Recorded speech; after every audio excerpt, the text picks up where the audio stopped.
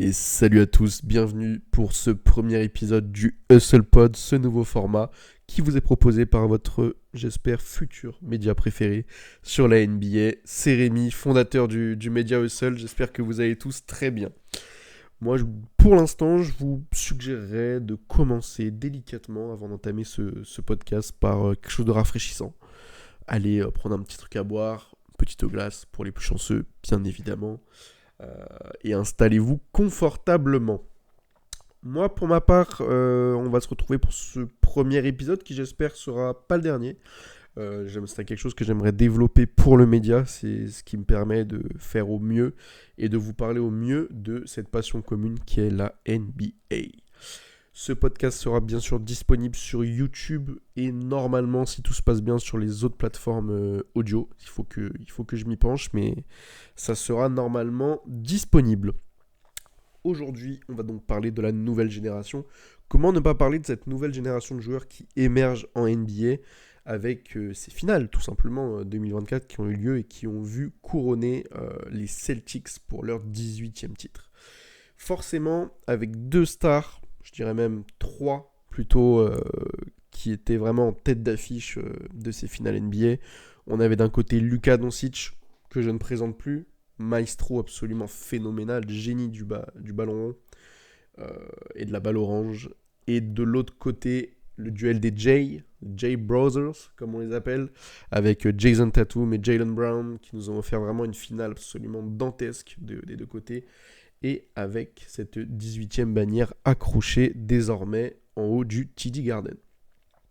Forcément, un constat se dresse. On observe que, hormis, on va dire, cette année où, bien évidemment, on avait quand même un duel de stars émergentes, et j'irais même au-delà, pardon, avec tout simplement des playoffs rythmés par l'émergence de ces nouvelles stars.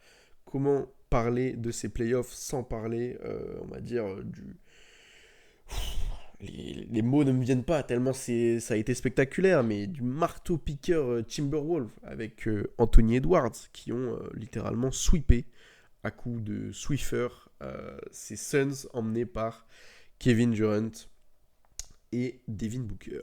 Euh, Par exemple, on peut parler de ça, on peut aussi parler des Lakers qui se sont fait salement, pareil, sweeper face aux Nuggets. Donc forcément, voilà, on va avoir un constat qui va émerger avec tout ça. Et je voulais dire plutôt ce gentleman sweep, hein, j'entends du côté des Lakers. Bien évidemment, voilà, un constat se dresse, la nouvelle génération émerge, la génération précédente qui nous aura tant fait rêver, pour ma part, en tout cas dans ces années 2010, sur la pente descendante, malgré forcément encore des stars très très présentes, hein. Jimmy Butler qui malheureusement nous a manqué pendant ses playoffs, mais qui est somptueux à chaque série, à chaque post-season, mais sans parler également des Curry, des LeBron, des KD, des CP3, des Kawhi, bien que c'est compliqué en ce moment, des Westbrook ou encore des James Harden. Voilà, cette génération qui représente toute la NBA du côté des années 2010 et même début 2020, bien sûr, et pour les Browns, année 2000. Voilà, mais bon, c'est un petit peu particulier comme cas. Forcément, un constat se dresse, comme je l'évoquais, des stars émergentes, des stars vieillissantes qui malheureusement vont se rapprocher délicatement mais sûrement de la retraite avec, pour des données un petit peu statistiques pour cette génération dorée, un Stephen Curry qui a 36 ans, un LeBron 39, bientôt 40, qui est historique, hein, qui aligne toujours une ligne de stats absolument folle. Un Kevin Durant qui a 35 ans également, Chris Paul qui vient de signer pour épauler notre jeune espoir et talentueux Victor Wembanyama à San Antonio du côté des Spurs, qui lui à ses 39 ans, qui va également sur ses 40 ans. Un Kawhi Leonard qui est toujours, on va dire, ciblé par ses blessures, mais qui est sur ses 33 ans. Un Russell Westbrook, 35 ans, qui n'a malheureusement plus l'explosivité d'antan. Et bien évidemment, James Harden aussi de 34 ans qui lui aussi n'a plus la même efficacité offensive et la même explosivité qu'avant. Donc voilà, avec toute cette génération-là de joueurs qui s'approchent malheureusement de la retraite, on peut donc se demander qui va prendre un petit peu le flambeau après leur départ, on va dire, avec cette nouvelle génération que j'appellerais un petit peu génération 2020, qui voit aussi ses stars émerger petit à petit. On peut aussi parler, avec ce constat de ces stars qui sont vieillissantes, d'un intérêt aussi, je dirais global pour la NBA, pour notre magnifique sport qu'est le basket, outre-Atlantique du moins, qui aussi, lui aussi est décroissant, pardon. On peut voir notamment avec le spectre de ces finales, qui, rappelons-le quand même, est l'événement majeur en NBA. C'est ce qu'on attend tous les ans au début de chaque saison. C'est ce qui vient un petit peu rythmer tout ça en fait, rythmer la NBA, rythmer l'ensemble de la sphère basketball et qui est aussi le juge de paix, forcément, de chaque saison. Malheureusement, on a vu que cette année, avec ces finales 2024, qui, bon, bien qu'un petit peu, on va dire, déséquilibrées, malheureusement, nous ont quand même offert un beau spectacle. En tout cas, j'ai trouvé pour ma part, avec Boston qui était en mode de rouleau compresseur. Mais donc, ces finales NBA 2024, j'aime pas trop parler beaucoup de chiffres, mais c'est quand même important pour vraiment clarifier le sujet. On voit que ces finales, ça a été en moyenne 11,3 millions de spectateurs, qui est donc le total avec la plus faible audience depuis les finales 2021. Chaque année, l'audience diminue d'année en année. Ça a été le cas pour 2023. Ça a aussi été le cas, bien que contrasté, en 2022, parce qu'il y a quand même eu une tête d'affiche, on va dire, avec les Warriors, forcément, qui font toujours des scores absolument fous. On peut voir que sur les dernières années, les finales les plus regardées, c'est forcément des finales où il y a les Warriors de Stephen Curry et les équipes de LeBron James. Donc forcément que quand ces joueurs-là ne sont pas présents en finale NBA, qu'on n'a pas des têtes d'affiche en finale NBA, par nature, ça va être beaucoup moins regardé. Mais ça ne veut pas pour autant dire qu'il y a forcément du moins bon basket, ça ne veut pas pour autant dire qu'il y a un désintérêt de la part de la sphère entière du basket, mais ça veut juste dire que c'est moins. C'est moins, comment dire, ça met un peu moins d'étoiles dans les yeux pour un peu les casuals, que nous, bien évidemment, qui suivons la NBA tout au long de l'année, bien sûr qu'on va regarder les finales NBA, bien sûr qu'on va mettre les réveils toujours plus tôt dans la nuit. Ça, ce constat, il se dresse vraiment, du coup, pas pour nous, passionnés de basket, mais plus, on va dire, pour les personnes voilà, qui s'intéressent de près ou de loin à notre magnifique sport et à cette magnifique ligue qu'est la NBA. Par conséquent, on peut donc se demander aussi, moi en tout cas pour ma part, qui va prendre le flambeau. Si on voit ces dernières années qu'en effet les finales font de moins en moins de scores d'audience, que globalement l'intérêt est décroissant, on peut se demander du coup qui c'est qui est en mesure d'assumer ce rôle un petit peu de visage, voilà, de figure de la NBA, qui va donc pouvoir prospérer sur ces futures années et devenir vraiment la vraie figure de proue. Moi, de mon côté, naturellement, il y a plusieurs noms qui émergent. Je pense que de votre côté aussi, bien sûr. Mais on va le faire un petit peu candidat par candidat. Moi, c'est ce que je peux vous proposer. Forcément, quand on parle des finales 2024 de cette saison, on peut forcément que parler de Luka Doncic. Désolé pour la prononciation si je le dis mal. Voilà, c'est le meilleur moyen que j'ai trouvé pour pas écorcher son nom.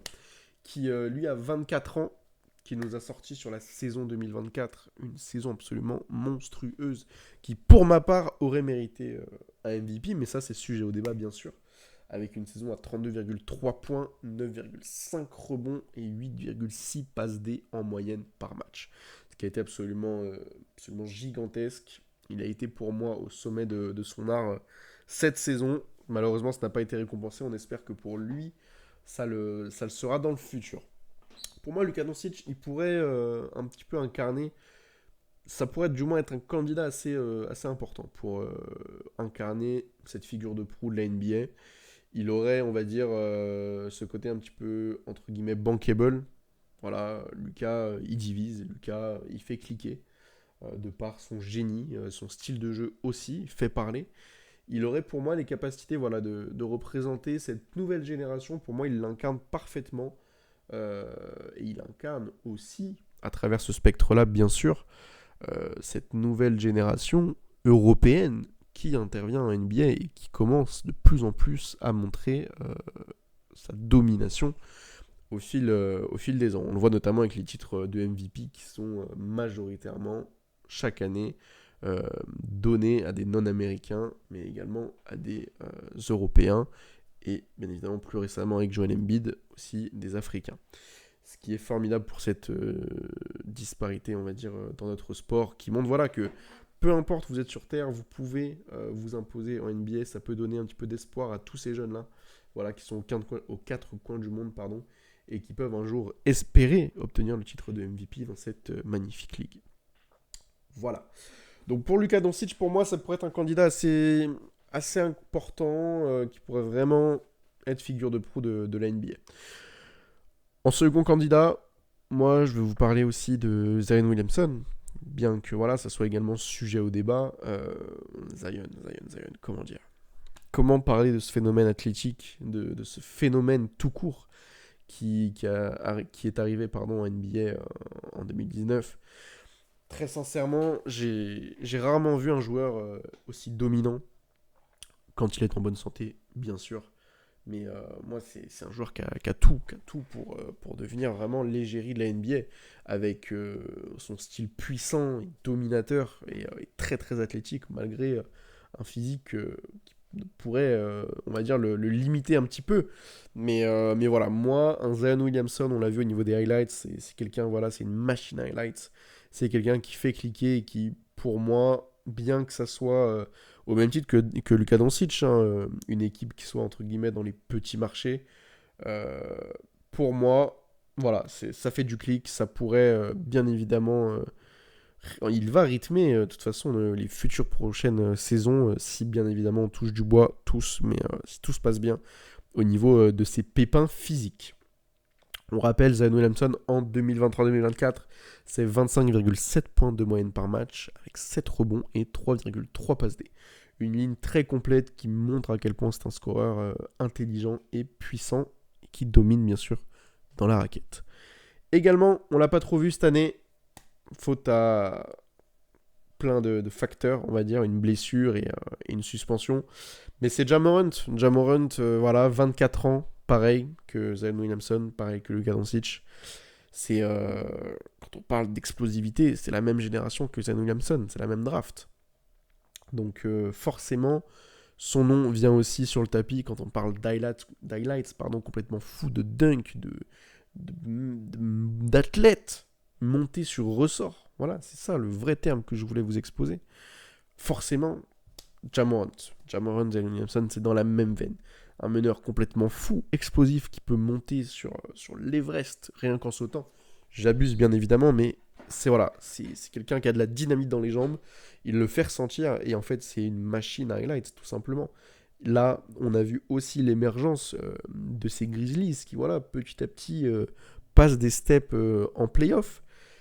La saison dernière a été un petit peu tronquée, donc pour moi, pas représentative, mais c'est forcément une place forte de la NBA et de la conférence Ouest, les Memphis Grizzlies, de Ja Morant. Pour rappel, Ja Morant, bien qu'il ait très peu joué en 2023-2024, il a commencé à faire une saison absolument folle. Hein. Quand il est revenu sur les parquets, on parle en moyenne du coup de 28,2 points par match, 6,9 passes D et 5,8 rebonds par match. Ce qui est complètement fou, sachant qu'il a très peu joué. Pour avancer, on a un autre candidat également, Jason Tatum. Voilà, comment parler de cette nouvelle génération sans parler de Jason Tatum. 26 ans, qui est tout fraîchement, et on l'applaudit encore, champion NBA. Il nous a sorti une saison, je ne vais pas dire historique, mais très complète pour lui. Il s'est un petit peu dépassé au niveau de la saison du coup 2023-2024 écoulée. Il affiche des moyennes de 30,5 points par match, 8,8 rebonds et 4,6 passes D par match. Voilà, il a montré bien qu'il est peu brillé en finale NBA. Pour moi, vraiment, Jaylen Brown a été vraiment le meilleur. Et j'irai même un petit peu plus loin, je pense que Jason Tatum n'a pas trop forcé. Il s'est vraiment fondu dans le collectif et fondu dans l'intérêt général. de sa franchise, et c'est ce que les grands joueurs sont capables de faire aussi. Mais voilà, là, tout fraîchement titré, je pense que c'est la figure de proue à venir également de la NBA. Bien sûr, on le saura d'ici quelques années, on pourra dresser le bilan de qui a été vraiment la relève de cette génération Curry, LeBron, KD. Mais pour moi, Jason Tatum, c'est pas déconnant, c'est un joueur vraiment polyvalent qui a su montrer année après année depuis sa draft que c'est un gagnant et qu'il cherche à gagner par tous les moyens. Voilà. Et il y est arrivé cette année, on le félicite encore, avec son équipe qui ont proposé un jeu absolument sublime, que ce soit en régulière ou en playoff. Pour la nouvelle génération, moi j'ai mis un petit astérisque parce que vous allez comprendre, il a quand même 27 ans, mais on va parler maintenant de Devin Booker des Suns.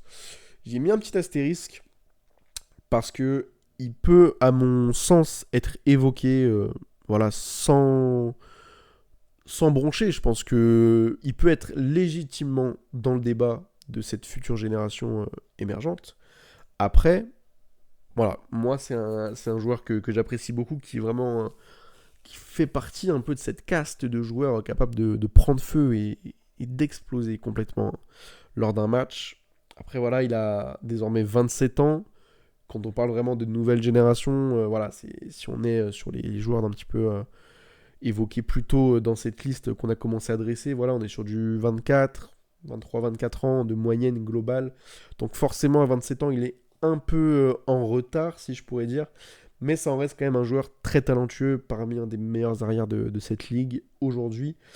Et ce qui pourrait, on va dire, renforcer sa position, et c'est tout ce qu'on lui souhaite, c'est de remporter un titre, ou du moins de faire un parcours fort en playoff, à défaut. Parce que Devin Booker, on va dire, pour moi, son prime, si je peux le dire comme ça, bien sûr, c'est pas défini, mais je pars dans ce qu'on a vu pour l'instant de lui, c'est vraiment cette saison 2020-2021 où il va en finale NBA avec Chris Paul et les Suns, et DeAndre Ayton notamment, qui se conclut malheureusement par une défaite 4-2 contre un Giannis et des Bucks absolument historiques et dominants.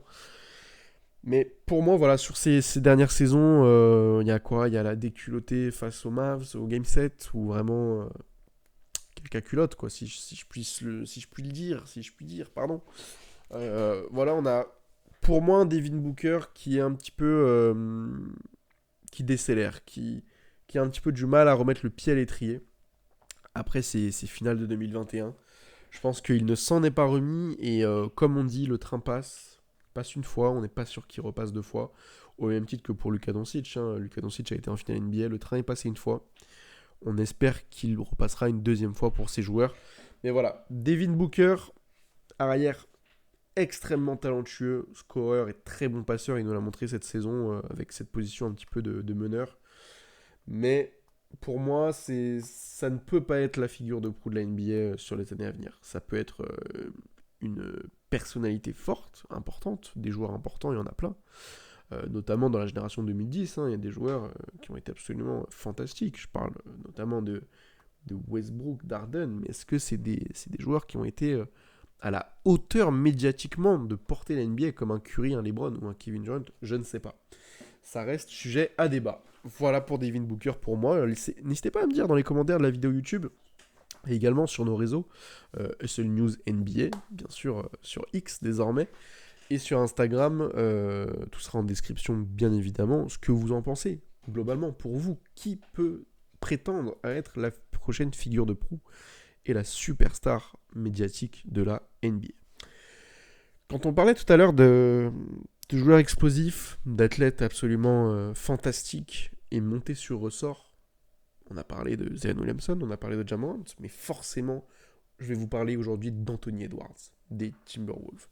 Âgé de seulement 22 ans, il nous a sorti une saison, je ne vais pas dire historique à chaque joueur parce que, on va dire, ça serait un petit peu trop, mais il nous a sorti, je pense, sa meilleure saison en carrière, du moins la plus complète, avec 24,5 points par match, 5,8 rebonds et 4,5 passes D, avec pour moi un step vraiment de passé pour lui.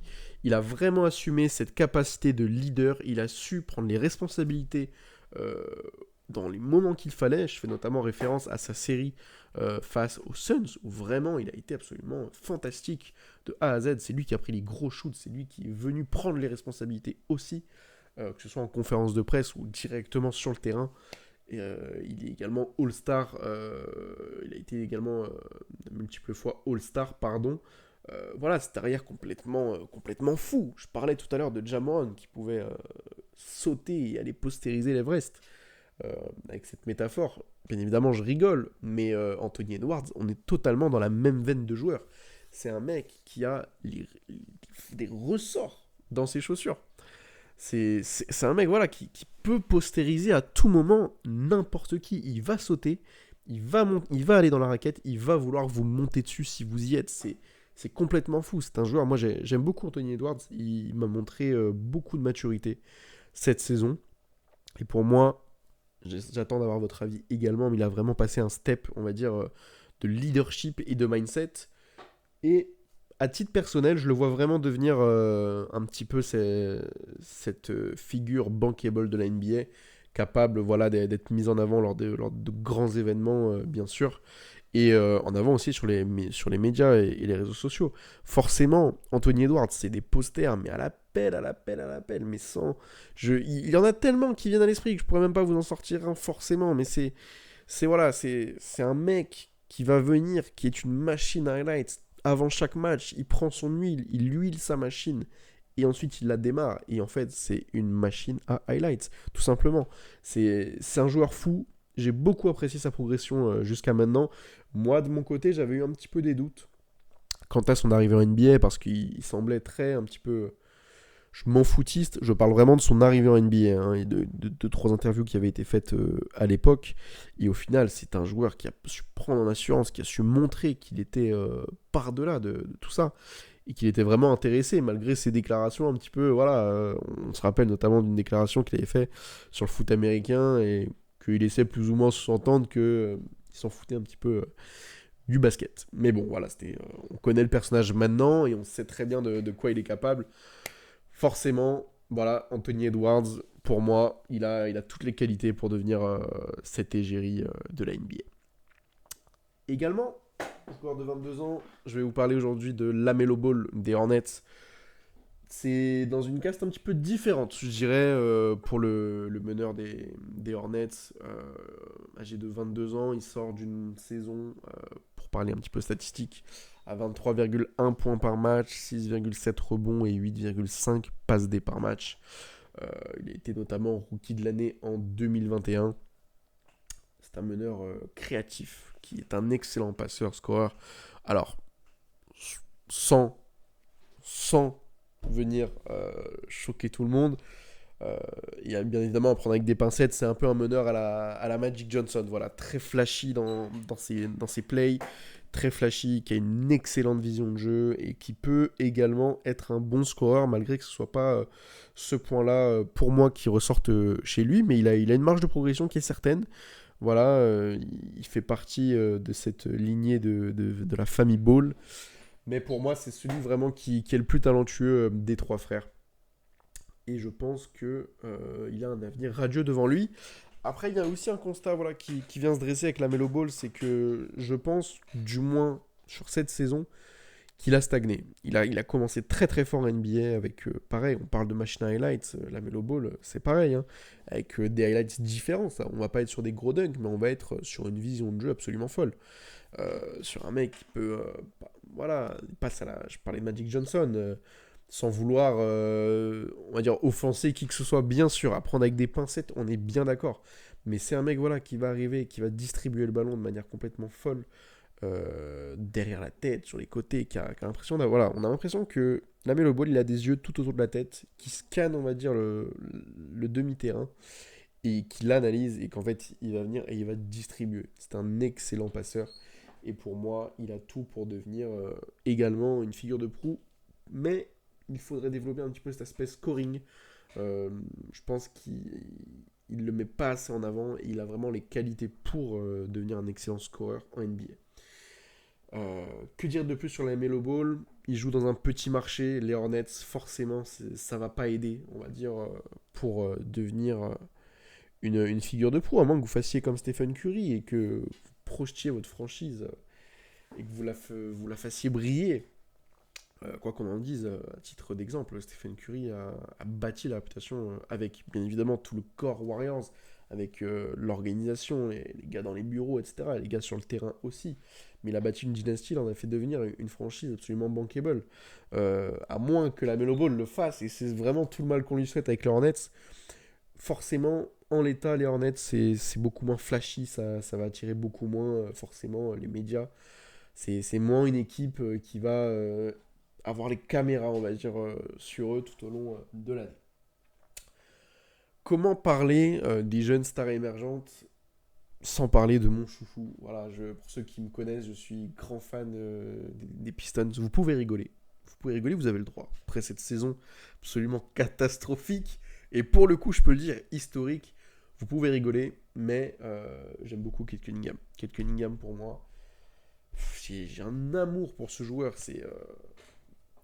Je ne saurais pas l'expliquer, mais j'aime beaucoup je suis fan absolu de la franchise de Détroit, donc forcément, je suis biaisé et j'en suis totalement conscient. Mais je pense aussi que objectivement, ce meneur de 22 ans a toutes les qualités pour s'imposer dans les années à venir comme un des top joueurs de la ligue. Pourquoi je pense ça? Parce qu'il a montré déjà que c'était un leader. C'est lui qui a pris les responsabilités de cette saison compliquée. Il montre aussi que avec un matériel un petit peu limité, il produit. Il produit donc forcément quand il aura un matériel un petit peu plus amélioré, un petit peu plus élaboré, et c'est bien parti, j'y crois pour cette saison à venir, qu'il va pouvoir encore plus produire forcément. Quand dans une équipe aussi, comment dire, faible, il arrive à sortir 20,1 points par match, 6,2 rebonds et 5,9 passes D au cours de la saison 2023-2024. On peut que se projeter sur l'après, sur qu'est-ce que Kate Cunningham va faire quand il aura des vrais joueurs autour de lui qui seront également des menaces offensives et qu'il ne sera plus le seul joueur ciblé en défense par l'équipe adverse. Voilà, pour moi c'est un joueur pareil. Détroit, c'est pas très bankable comme franchise. Ça fait moins rêver que les Lakers, que les Celtics, que les Bulls, que ce genre d'équipe.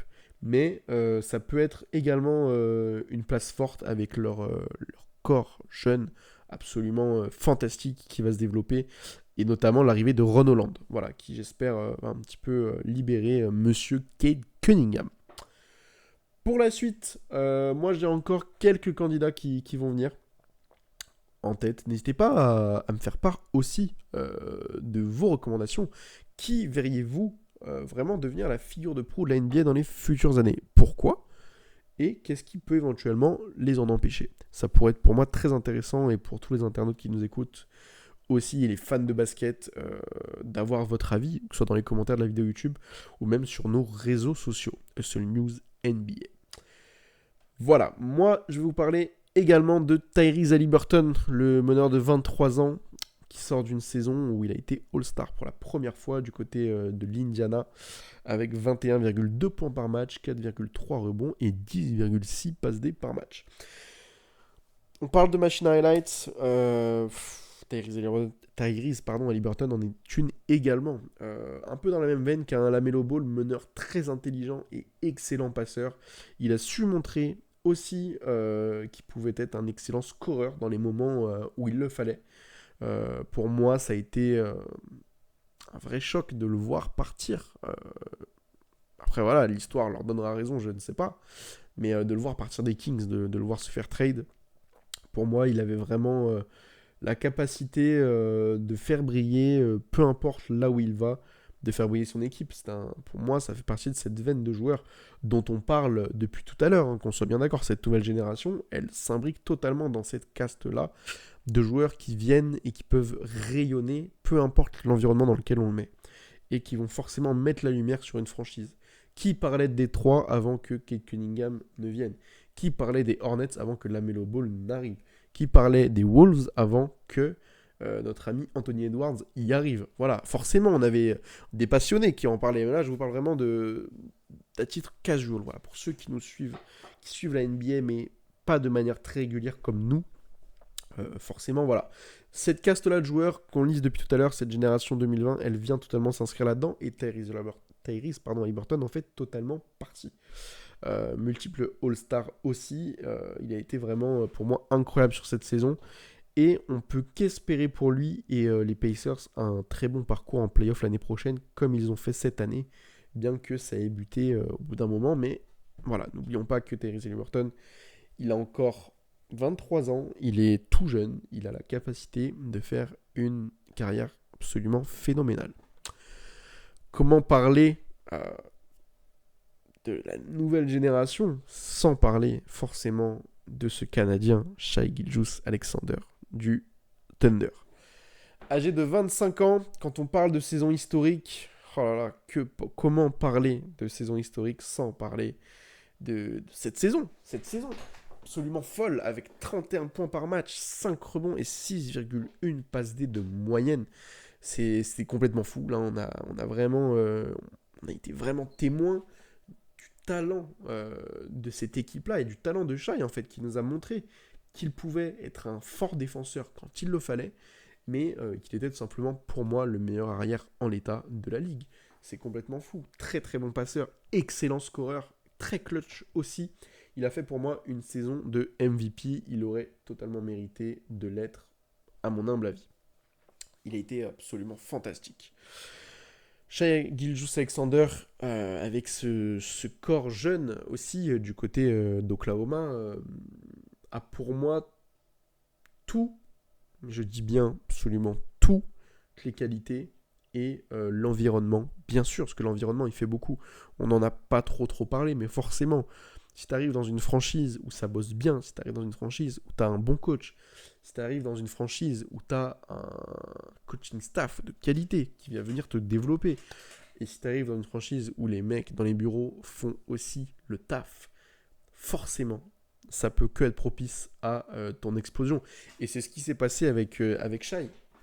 On l'a bien vu, il a démontré toute sa palette depuis son transfert des Clippers et il a complètement explosé.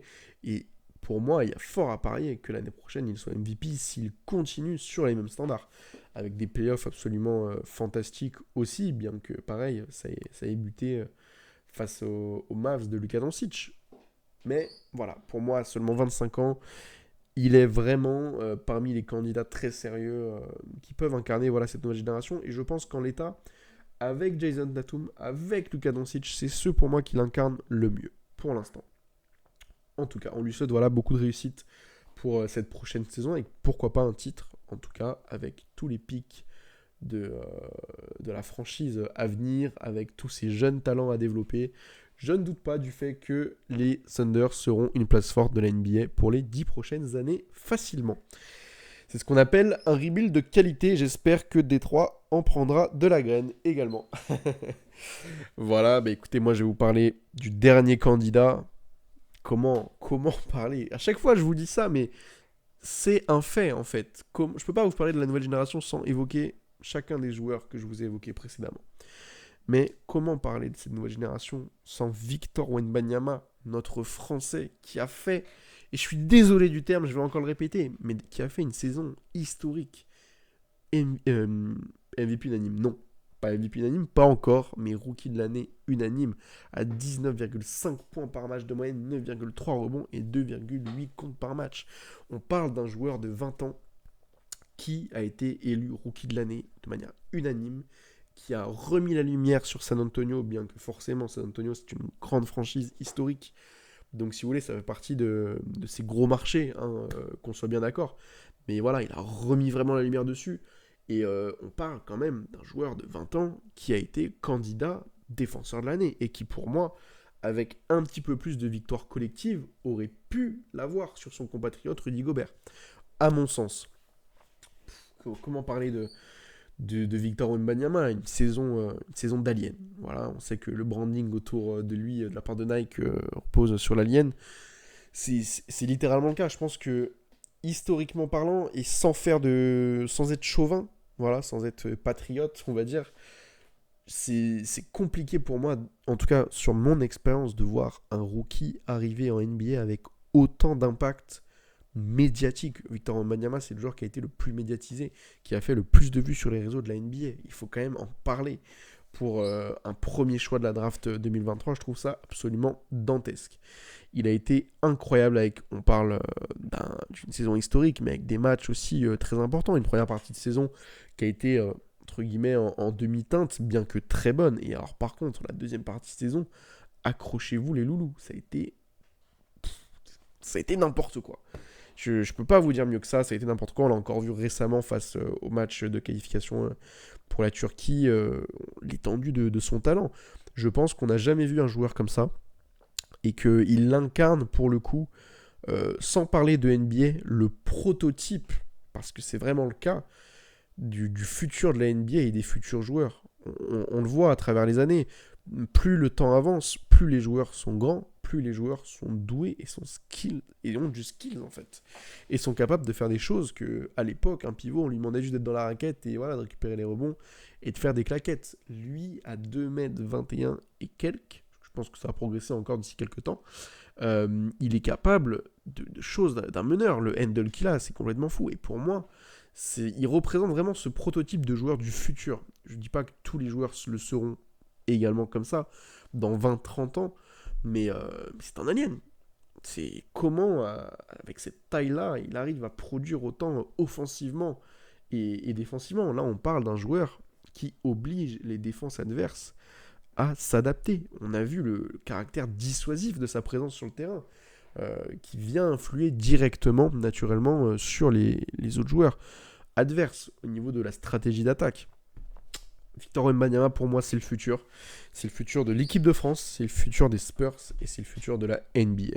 Et sans compter, bien évidemment, sur son association avec Chris Paul qui, très sincèrement, me fait déjà saliver. J'ai très très hâte de voir ce que ça va donner. Je pense qu'il a beaucoup à apprendre avec Chris Paul. Je pense que ça ne durera qu'un an, parce que Chris Paul, à mon sens, va probablement raccrocher après cette année, ou du moins aller jusqu'à la fin de son contrat s'il prend sa team option, si je ne dis pas de bêtises. Mais pour moi, voilà, il a beaucoup à apprendre. Ça va être le joueur à suivre dans les prochaines années. Et pour répondre à la question du Hustle Pod, pour moi, c'est Victor Wembanyama, le futur de la NBA, la future égérie, la future figure de proue de la NBA, c'est Victor Wembanyama, avec les chiffres médiatiques qu'il fait au travers de la NBA. Il faut quand même parler d'une chose importante, c'est que Victor Wembanyama, c'est un Français qui a vu les matchs de la Betclic Elite. Maintenant, voilà, avoir une saison couverte de ses matchs et de son équipe quand il était chez les Mets, couverte par la NBA. C'est quand même fou de se dire que le League Pass, les Américains pouvaient le voir sur le League Pass lors de sa saison en France. Je pense que historiquement, on ne reverra jamais ça. C'est complètement incroyable, même avec les matchs, on va dire, à portée uniquement médiatique, hein, mais contre la G-League Ignite l'année dernière, contre notamment Scoot Henderson. Voilà, c'était quelque chose que la NBA a voulu mettre en avant, et je pense qu'ils mettent le paquet à ce niveau-là, au niveau de leur développement médiatique. Victor Wembanyama, pour moi, on va en entendre parler encore longtemps, et je pense qu'il risque d'être un joueur en quête de titre assez rapidement, s'il est bien entouré, bien évidemment. Voilà pour moi. Je vous ai parlé un petit peu de cette génération émergente qui est arrivée en NBA avec, on espère, un changement de flambeau, une reprise de flambeau, pardon, j'ai perdu les mots, avec cette génération 2010 qui nous a tant fait rêver. Voilà. Laissez-moi vous dire à quel point je suis excité pour cette génération-là, et j'espère vraiment qu'on va avoir des moments absolument historiques comme on en a eu dans le passé, et comme on a connu, et que vous avez connu, bien sûr, que ce soit dans les années 70, je n'étais pas là, mais 80, 90, 2000, ces années-là, on a vraiment hâte de voir ce que ça va donner. Pour moi, cette génération est très talentueuse, et voilà, on va suivre tout ça, et on aura le plaisir de suivre tout ça tous ensemble dès la saison prochaine. Et bah écoutez, je vous remercie à tous d'avoir, si vous êtes encore là, bien sûr, d'avoir écouté ce podcast, ce Hustle Pod, pardon, numéro 1 sur la nouvelle génération. J'espère que ça vous a plu. Pour moi, c'est une première, très sincèrement. J'ai été content de pouvoir réaliser ce podcast. Voilà, n'hésitez pas à me mettre votre retour dans la description, dans les commentaires, pardon. N'hésitez pas à me faire un petit feedback sur peut-être les points améliorés, si vous aimeriez d'autres choses. Si le format podcast, bien sûr, vous plaît aussi. Parce que peut-être que ce n'est pas le cas, et à ce moment-là, il y a peut-être des choses à ajuster pour vous donner un petit peu plus envie. Je suis ouvert à absolument tout. Et bien écoutez, je vous remercie d'avoir suivi ce seul pod numéro 1 et je vous souhaite à tous un très bon été. On va suivre la Free Agency de près, avec la signature notamment de Demar DeRozan aux Kings, qui va venir les renforcer sur le scoring. Et je pense que ça va faire des étincelles pour ce cœur absolument fou des Sacramento Kings. Bon écoutez, je vous remercie, je vous souhaite un très bon été. Et je vous dis à la prochaine, c'était Rémi pour Hustle. Allez, ciao ciao.